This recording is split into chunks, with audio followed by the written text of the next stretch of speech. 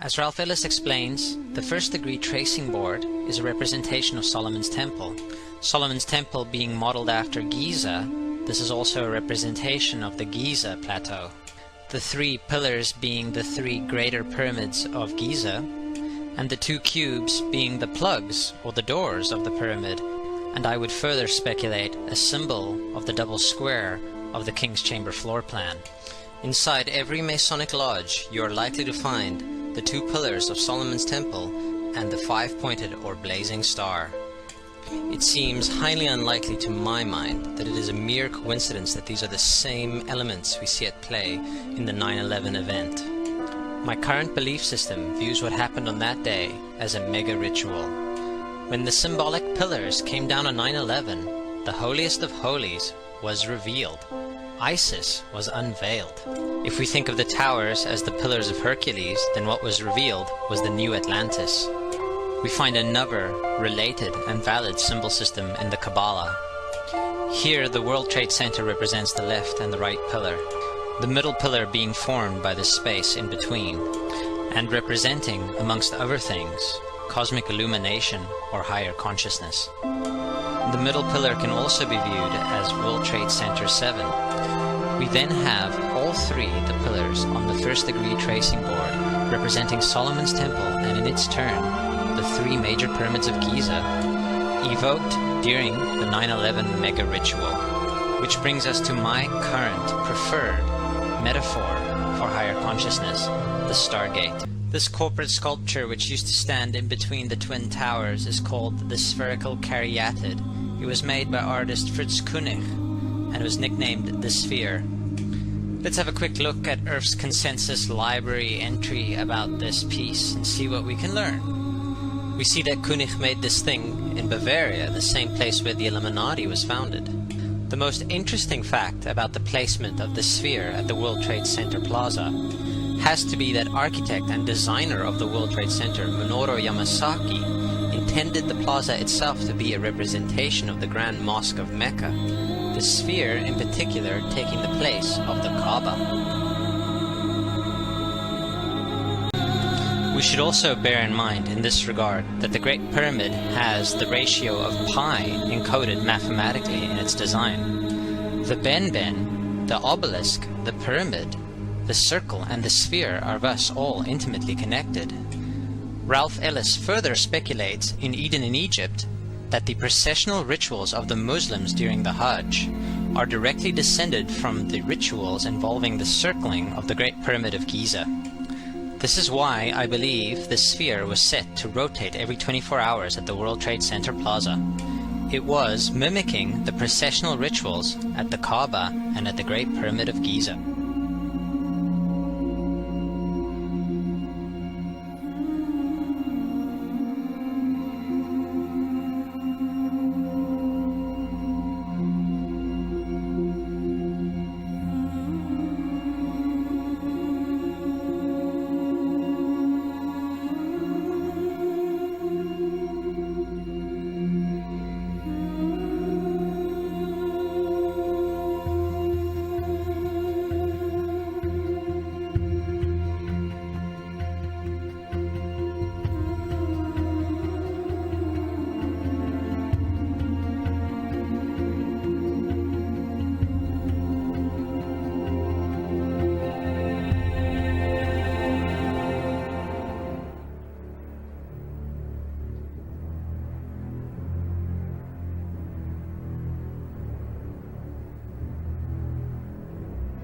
For in the religion of the mystery schools, they believe that man was held prisoner in the Garden of Eden by an unjust and vindictive God,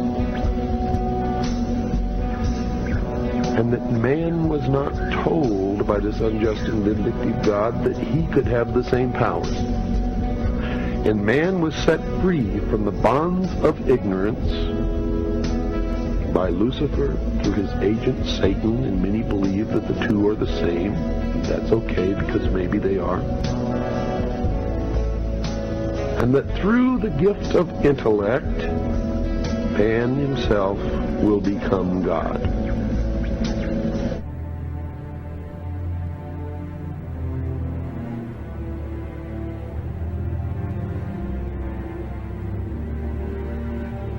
Titanic left, it was declared the unsinkable ship. If you do that, Allah will sink it, just to spite it. You can't do that. When they made the Challenger, now you know what Challenger means in Arabic? Mutahaddi. It's a very bad word. Who are they challenging? They're sending it off into space. Who are you challenging? Challenging who? Allah subhanahu wa ta'ala? Well, look what happened. He'll just blow you up. That's what Allah will do, literally just blow you up.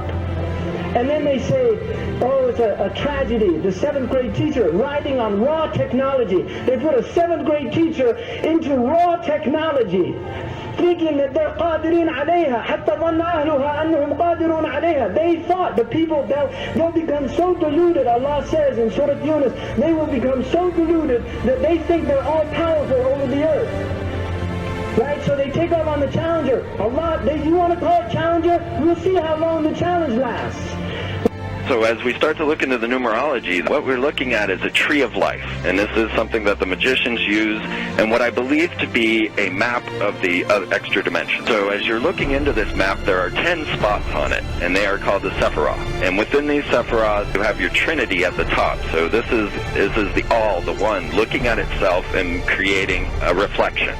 You go up from the bottom up to the top, you have 10 points, 10 being God, 10 being the hermaphroditic symbol, 1 and 0.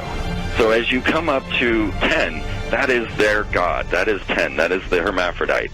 But if you stop at 9 and you skip to 11, skipping God, then you are a Luciferian. Because 11 is the number of the magician, it's the one step above. Once you have accomplished the tree of life, you are now the magician, you are one above 10.